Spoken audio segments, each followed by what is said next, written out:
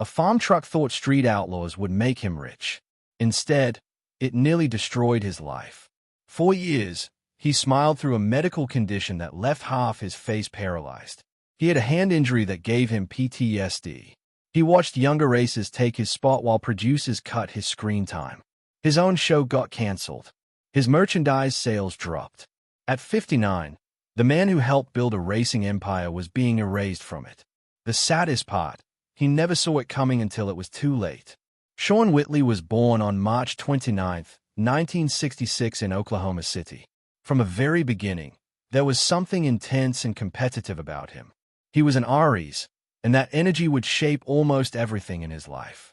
Aries people are known for being bold, faster-moving, and always pushing to be first. Sean was no exception.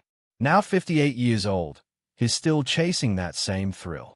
But his story didn't start with fame. It started with a flashlight in a truck that caught fire. When Sean was just 12, his dad's 1956 Ford pickup became the center of his world.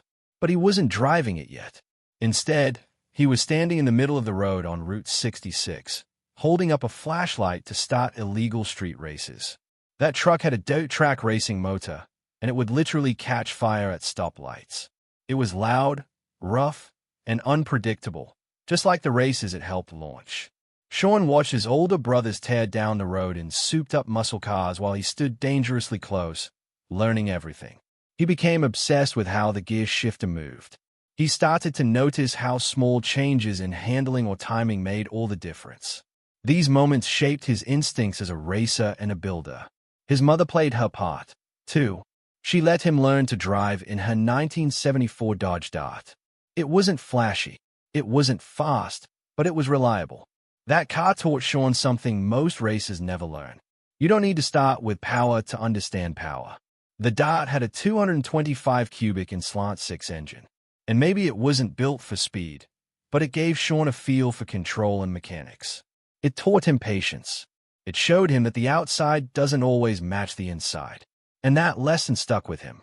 By the time he was still just 12, Sean was driving his dad's 1973 Ford pickup around town. It wasn't legal and it wasn't normal, but it was real. That truck wasn't just transportation. It was a symbol. It tied Sean to his father, to the street, and to the idea that strength could come from what looked like weakness. Other kids his age were on bikes. Sean was learning how to control a full-size truck. He would later say that this old Ford pickup had more influence on him than any race car ever could. It made him love the underdog, the forgotten, the rusty. Oklahoma City was the perfect place for a kid like Sean to grow up. The racing community that didn't have big budgets. They didn't have factory sponsors. What they had was grit. Everyone shared parts, tips, and stories. Sean learned how to make things work. If something broke, you fixed it. If something didn't fit, you made it fit. And most of all, if someone underestimated you, that was your edge. He developed a habit of complimenting other racers' shiny cars while keeping quiet about his own. This wasn't just charm, it was strategy. He called it fishing. And it worked. In 1998, everything changed. Sean saw a tiny ad in Auto Trader magazine. It said, "Very fast truck for sale." No big description, no pictures, just those 5 words. He called, showed up, and saw a weathered 1970 Chevy C10. Most people would have walked away. It looked like junk, but Sean didn't care about looks. He saw potential. The truck had been modified before, and Sean realized this could be his foundation. This wasn't some wild $30,000 risk. It was a smart buy, a partially built race truck with hidden value. That truck will become known to the world as the Farmtruck. What makes the Farmtruck different is what Sean didn't change. He didn't sand it down. He didn't repaint it. He didn't try to make it look pretty. Instead, he kept the rust. He kept the dents. He even kept the old campus shell. But underneath, he built a monster. A heavily modified big block V8 engine turned this clunky truck into a real threat. Sean had turned a joke into a weapon. The truck even had a zoo's license plate like it was asleep. But the moment it launched, the laughter stopped. People on the street underestimated it again and again. That was the point. The whole idea was to let people feel confident before wiping the smile off their face. Sean had mastered the art of the sleeper car, A vehicle that looks like nothing but hits, like everything. It wasn't just clever. It was psychological warfare. And it worked. Route 66 had taught him how to read people. It wasn't just about engines and tires. It was about behavior, confidence, timing. Sean knew when someone was bluffing. He could tell if they were nervous. That's what made him dangerous. He didn't just race the car. He raced the racer. His years standing in the middle of the street with a flashlight had trained him to notice everything. Sean never set out to be a star. He just loved racing. It started in Oklahoma City's underground scene where you had to earn respect one win at a time. That's where he met AN. The two clicked immediately. They didn't look like typical racers and they didn't act like them either. But together they had something real. They started gaining attention not because they had the flashiest cars, but because they never backed down and always brought something clever to the table. Their bond turned into something bigger when they began hosting races for regular people. These weren't pros with endless budgets. These were daily drivers, the kind you see on the street. Sean and AN gave them a platform. They weren't just racing anymore. They were building a movement. That's what made Sean more than just a racer. He became someone people could look up to. His current net worth sits around $500,000. Every cent of that came from turning raw street passion into something sustainable. Everything changed in 2013. That's when Discovery Channel launched Street Outlaws. Sean wasn't chasing fame. He already had a name in his city. But when the casting call came, he went in holding the 10th spot on a list that ranked the fastest races. That made him the wall new racers had to climb to join the list. It wasn't an easy spot to hold, but Sean didn't just hold it. He became a fan favorite. The show blew up, and Sean's laid-back style, dry humor, and undeniable skill made him unforgettable. What really set things off was his truck. It was a beat-up 1970 Chevy C10 long bed. He found it through a magazine ad that just said it was fast. When he saw it, he didn't believe it. It looked like a farm truck, ugly and old. But the second he drove it, he knew it had a big block V8, a two-stage nitro system, and a digital ignition controller. It was hiding fire under rust. It could run the quarter mile in 10.7 seconds. That's the kind of speed that usually costs 10 times as much. Even better, his dog Louise was always in the passenger seat. People love that. A man, his dog, and a truck that could blow your doors off. That's what made him a legend. In that first season of Street Outlaws, Sean was the gatekeeper. Every new racer had to get past him. Names like Brandon Frayne Raychen and Tina Pierce, who was called the fastest female racer in Oklahoma, came for him. But he stayed on top. He didn't lose his spot once. He stayed humble and let the races do the talking. His videos started getting hundreds of thousands of views. His merch started selling. By the end of the season, Sean had become more than just a racer. He was the kind of person people wanted to root for. Sean's success on TV and in races gave him the momentum to expand. He wasn't just racing. He was customizing cars now. His shop sent his truck to Hot Rods to Hell in California. They took the original crate engine and swapped it for a 632 cubic inch monster with over a 000 horsepower. It had 2 stages of nitrous, a Rosler transmission, and a 9 inches quick performance rear end. He made it powerful, but he made it stable, too. QA1 shocks kept it grounded. But Sean didn't stop there. He opened the FNA Firehouse in Oklahoma City. It's a garage, but it's also a fan destination. It sells merch. It draws visitors. It keeps the brand alive. The FNA Firehouse runs daily from 10 o'clock in the morning to 5 o'clock in the evening. They sell everything from shirts to sweaters through a deal with Tri-City Clothing. They created 3 clothing lines called Blaze, Ignite, and Reflect. Orders take around 12 days because of high demand. They even offer local delivery and USPS shipping. The place isn't just a store. It's a home base. It's where fans come to meet the guys, see the shop, and feel like they're part of something. Online, Sean's also made his mark. His YouTube channel now has 430,000 subscribers. It's posted over 580 videos and pulled more than 6.6 million views. The content is personal. Behind-the-scenes looks, car tours, shop walkthroughs. It's not just a side gig. It's a full platform that brings in real money through ads and sponsors. He once ran a promo for reaching 405,000 subscribers with a shopping coupon, an inside nod to Oklahoma City's area code. That's how he keeps it local even while growing a national audience. On the track, Sean's had ups and downs. His record on Street Outlaws shows 5 wins and 19 losses in official list races, but those numbers don't tell the whole story. Sean plays a long game. He downplays his truck speed to bait opponents into betting. That's his fishing style. In other races, he's done better. In Street Wars, he raced a Jeep called Penny and finished 5th with 8 wins and 4 losses. AN wasn't far behind in another Jeep called Jeep Sleeper, finishing 9th with 7 wins and 5 losses. AN even won the daily driver battle against top names like Big Chief and Daddy Dave. These wins brought in prize money and appearance fees. Sean doesn't share exact numbers, but those close to him know the money is steady. They didn't look like much. A beat-up old truck and 2 guys who didn't fit the mold. But when Farmtruck and AN showed up at a street race, they brought something their high-dollar rivals didn't expect. Humility, humor, and a strategy that actually worked. While other teams poured hundreds of thousands into sleek, purpose-built race cars, these two focused on squeezing every ounce of power out of vehicles that looked like they belonged in a junkyard. They called it the sleeper strategy. A plain-looking truck that had been heavily tuned under the hood. No fancy spoilers, no flashy paint, just raw power and some clever tricks. It was psychological warfare as much as it was racing. Opponents would laugh until they lost. Their performance shocked everyone. AN said they did pretty damn good, and he wasn't wrong. Farmtruck's Chevy long bed wasn't pretty, but it beat out race-ready saloons more than once. They weren't just entertaining, they were competitive, especially during the early seasons of Street Outlaws when the show was still about real street racing, not just high-budget showdowns. One of their biggest wins came in Texas. It was Oklahoma versus Texas. Farmtruck lined up against a Corvette.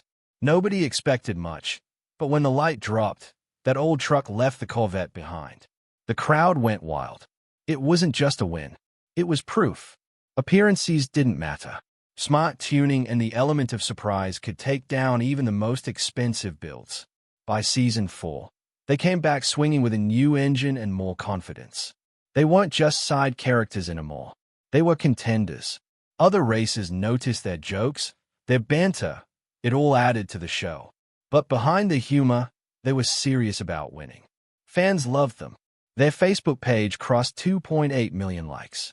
Over 329,000 followers stayed active. That's more than many mainstream celebrities. But the fans weren't just there for the racing. It was about personality. AN wasn't just the sidekick anymore. His quick wit and energy made him a fan favorite. Their friendship felt real. No fake drama, no forced storylines. Just 2 friends doing what they loved and doing it well. Their appeal grew beyond the main show. They became central to Street Outlaws. No Prep Kings, which launched in 2018 with 32 of the biggest names in that style of racing. Farmtruck and AN weren't just racers now. They were mentors and hosts. They helped launch Street Outlaws, locals only in 2023. In that series, they hit the road to spotlight unknown races around the country. Fans praised the format. It felt like a return to real street racing before the money changed everything. They got their own dedicated show, too. Street Outlaws, Farmtruck, and AN let fans dive into their world even more. It followed their custom builds and day-to-day racing life. And their popularity wasn't just local. They made appearances at international car shows, drawing crowds around the world. Not bad for 2 guys who were once seen as the slow weirdos on the list. At the peak of the show's popularity, prize pools got huge. Events offered up to $50,000 for the winners. That kind of money changed the game. Everyone brought their best builds. Every race was high stakes, but Farmtruck and AN stuck to their sleeper roots. No matter how big the race got, they never abandoned what made them unique. They entered the biggest cash days event ever, where the 405 crew aimed to prove they were the fastest in the nation. Farmtruck and AN didn't just show up for fun. They were there to win. And despite facing teams with much deeper pockets, they held their own. They earned their place not through hype but through results. But behind the scenes, not everything was easy. In 2011, chef Farmtruck Whitley woke up to something he didn't expect. His face wasn't working right. He couldn't smile on one side. He couldn't close his eye. Within 2 days, it got worse. Doctors diagnosed him with Bell's palsy. It's a nerve condition that hits fast. It affects the 7th cranial nerve. And when that nerve gets inflamed and squeezed, it shuts down half your face. Sean was left with permanent facial drooping. For most people, Bell's palsy clears up in a few months. About 85% recover fully. But Sean wasn't in that group. His face never came back completely. AN later revealed that Sean had been quietly battling it for 12 years.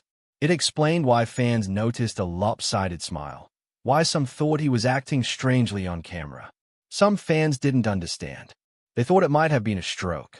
Reddit threads exploded with speculation. People noticed he used his left hand more often. They thought it was a sign of something worse. Some even thought he'd nearly died. AN had to address the rumors directly. It wasn't a stroke. It was Bell's palsy. Not life-threatening, but still life-changing. That didn't stop the rumors. People didn't realize that facial paralysis can look the same, whether it's caused by a stroke or by Bell's palsy. But the two are very different. One is neurological, the other is vascular. Still, the misunderstanding stuck around for years. Bell's palsy hits about 40,000 Americans every year. It mostly affects people between 16 and 60. Sean fit that range exactly when he was diagnosed. The cause is usually a virus, something like herpes simplex or Epstein-Barr. Stress and lack of sleep can also play a role.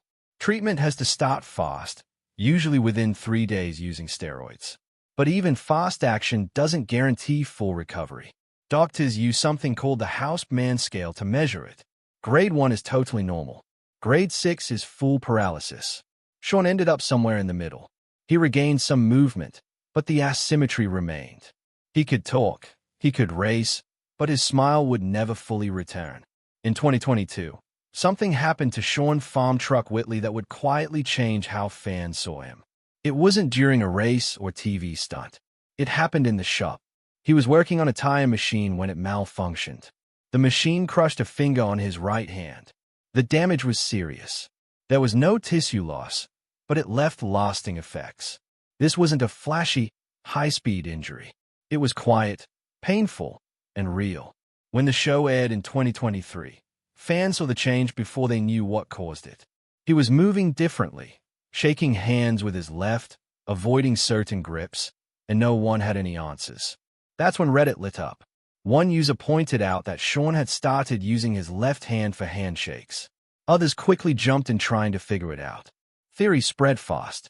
Some thought it was a sign of a stroke. Others joked about Boy Scout traditions, but the truth was harder. Behind-the-scenes footage finally gave a clue. His right index finger looked stiff, swollen, and not moving like it used to. The fan theories weren't totally wrong. There was something going on, but no one knew the full story. Then AZ, Sean's longtime friend and partner, stepped in. In one thread, he dropped the truth. Sean had PTSD, not the kind people usually talk about. This one was tied to that injury, that moment in the shop. AN said Sean was terrified of breaking it again, so he stopped using it. Left-handed is, AN explained. It wasn't about habit. It was about fear, and that fear ran deep. Medical studies show how trauma like that doesn't just hurt the body. It gets into your mind. And that's exactly what happened to Sean. His right finger never recovered fully. Behind-the-scenes clips showed how stiff it had become. It couldn't move normally. It struggled to bend and straighten. That kind of limitation changes everything for a guy who works with cars. Doctors say you need at least 61 degrees of motion in the finger's main joint to use it properly. Sean clearly didn't have that. And even when the pain got better, the fear didn't. That's why even now he still avoids using it in public unless he feels safe. This injury didn't just hurt his body. It marked a biggest shift in his career. Around the same time, Sean and Owen started getting pushed to the edges of street outlaws. They weren't getting the same race invites. The vibe at race nights felt colder. And admitted they felt like outsiders. It stung. They had been part of the show since the start. Now, it felt like they weren't wanted anymore, and no one told them why. Part of the problem was the truck. Sean's Chevy C10 was heavy, over 1,000 pounds heavier than most race cars. It wasn't built to win. It was built to entertain. But that became a problem. Other races saw it as a guaranteed win. There was no suspense, no surprise. And for a TV show built on tension, that's a big issue.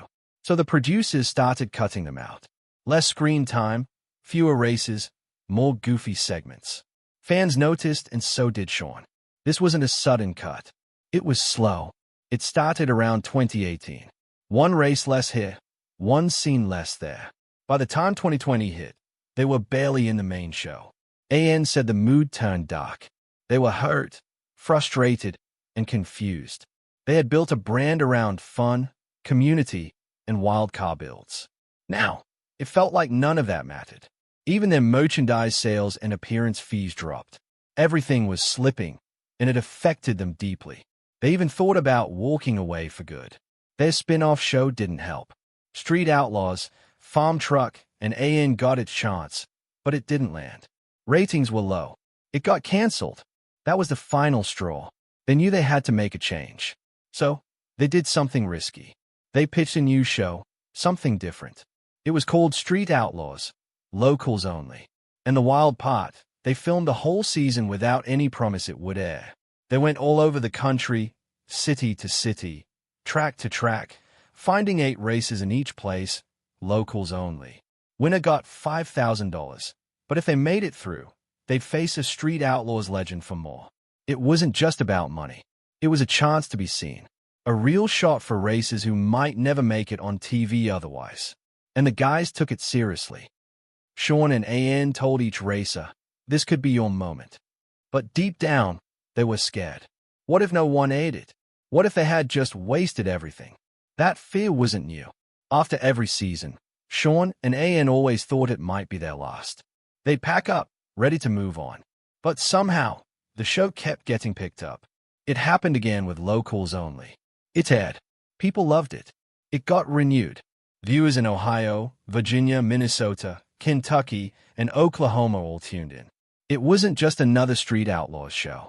It became a proving ground for local legends. That success changed Sean's role forever. He wasn't just racing anymore. He was mentoring, helping young guys get their break, coaching them on and off camera. Some froze in front of the lens. Sean understood. He'd been there. He knew what it felt like. So, he made space for them, gave them room to be themselves. And in doing that, he gave up the spotlight. He turned into the guide instead of the star. That decision wasn't easy, but it gave his career a whole new purpose. When Street Outlaws Locals Only Season 2 finally aired on April 1st, 2025, it felt like a small miracle. Fans had been waiting for over a year and a half since filming ended, and even Farmtruck and AN had stopped expecting it to happen. The announcement came out of nowhere, and their reaction showed how much it still meant to them. The format stayed the same. Local racers fought for $5,000, then faced off with the bigger names from Street Outlaws to win another $5,000. The season had 6 episodes, each filmed in a different place: Ohio, Kentucky, Minnesota, and New England. But what stood out even more was how rare car shows have become on television. Discovery Channel barely has any left. Motor Trend mostly airs reruns now. New car content is fading. So, the fact that this show is still running means something. It's more than just fast cars and burnouts. It's one of the last real pieces of automotive entertainment left on mainstream TV. And there's more to it than just the cars. Sean Whitley's story adds something real. It's not just another underdog tale. His battle with Bell's palsy and a hand injury created serious challenges. Bell's palsy usually goes away within a few months with treatment. Sean's case didn't. Still, he never stepped back. Doctors said resting might have helped him recover completely. But Sean kept racing anyway. That's who he is. He refused to walk away, even when it would have made things easier. For fans, his grit stands out. He's not some invincible racer. He's a guy who gets knocked down and keeps going. His friendship with AN makes that story even stronger. They met during a race not long after a father passed away. Since then, they've built something rare. They trust each other. They support each other. And that bond powers everything they do. It's real. It's personal. And it's why fans stick around. At 59, Sean Whitley knows retirement isn't far off. but he doesn't talk much about it. He's not the kind to make dramatic announcements. Instead, he focuses on what's next. Right now, that means building up that garage empire. They've got a 10,000 square foot facility that's either brand new or newly rebuilt, depending on which phase of the project you catch. It's a serious investment, not something you do when you're ready to quit. They picked Bethany, Oklahoma on purpose. It's close to the original street outlaw scene and gives them room to grow without leaving their roots. Their business isn't just about racing anymore. YouTube brings in steady views. Merchandise sells fast, and Discovery Channel still wants them. That kind of setup could last even if Sean steps back from driving. People might wonder when the end will come, but when you look at what they are building, it's clear they are thinking about the future. They're not done yet.